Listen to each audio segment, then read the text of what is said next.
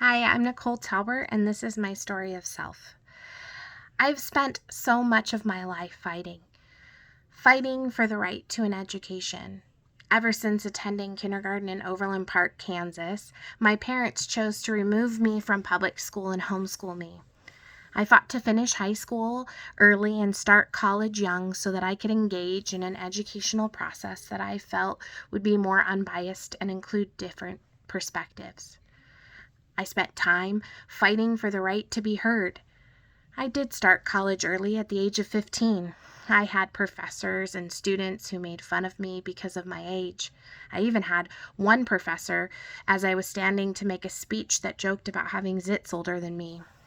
I was isolated in a community I had fought to join because I had wanted the opportunity to learn. I was an outsider who didn't belong with my age peers and didn't belong with my intellectual peers.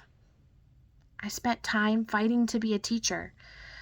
Since I was so young going into college, my parents were still very involved in my collegiate decision making. They did not support the fact that I was going to college, and even more, really didn't want me to be a teacher and join a system they had tried so hard to keep me out of. I had started volunteering for a homeless organization and was watching teens and children go without and have so many needs. And I wanted to be a part of a system that was helping make a difference in lives such as theirs. And I thought teaching was my best way to serve kids in our community on a larger scale. My parents did not support that, and so I had to fight them to start the program. I also had to fight to stay in the program once I was in it. I had to fight professors and other students who thought I was too young.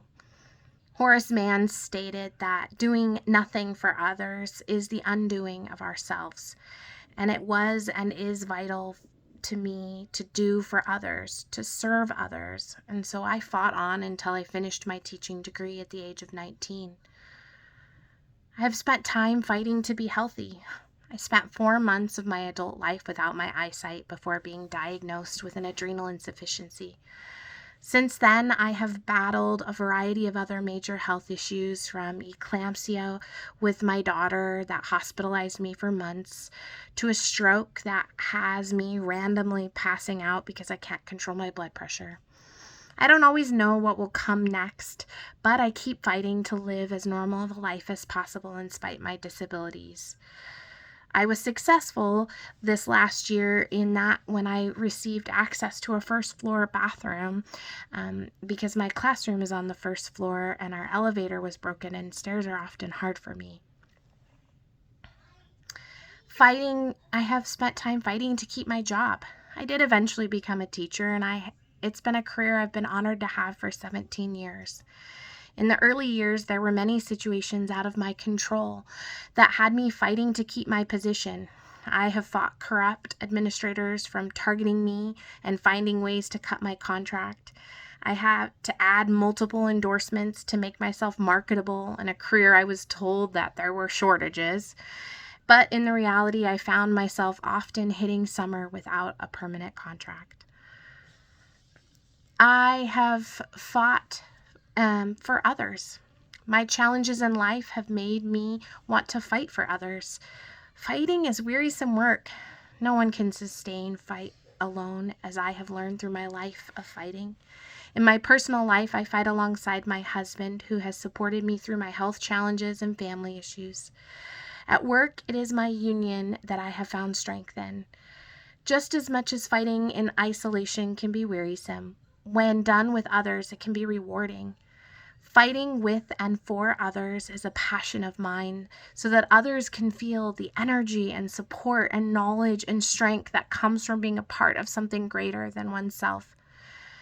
It isn't about each issue needing to be a direct impact on oneself that is important, but it's about each of us being there to support one another, no matter what issues are being faced, because that is where hope is ignited and strength is gained and the world is changed. Pablo says, never underestimate the difference you can make in the lives of others. Step forward, reach out, and help. Reach out to someone that might need a lift.